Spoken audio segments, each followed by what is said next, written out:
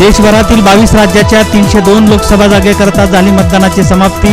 EVM मशीनवरची सर्वत्र तक्रारी.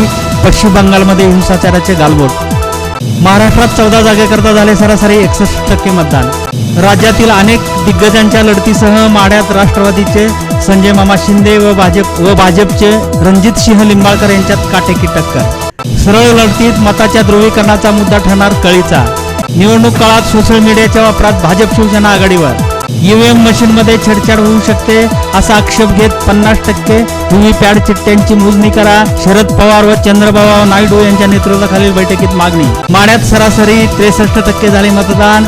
21 ठिकाणी मतदान यंत्रे बदलली. घड्याळाची टिकटिक व भाजपाची धडधड वाढली.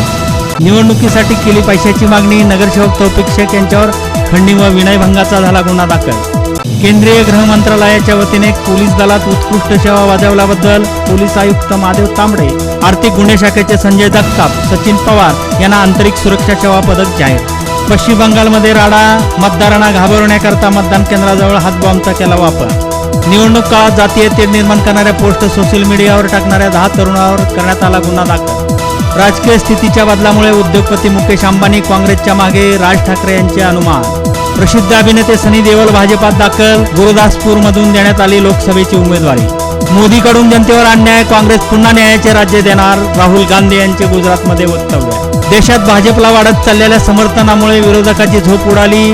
नरेंद्र मोदी यांचे ओडिशा राज्यातील केंद्रपाडा येथील सभेत वक्तव्य. विजय सिंह मोहिते पाटलांनी शरद पवारांना दिले सडेतोड प्रत्युत्तर. माढा, मावळ व बारामतीत राष्ट्रवादीचा पराभव निश्चित असल्याचे केले विधान. भारताच्या सरन्यायाधीशावरील कथित लैंगिक शोषणाच्या आरोपाबाबत चौकशी करता 3 न्यायाधीशाची स्थापन करण्यात आली समिती. भाजपने बारामती मतदारसंघ जिंकल्यास राजकीय संन्यास घेईन.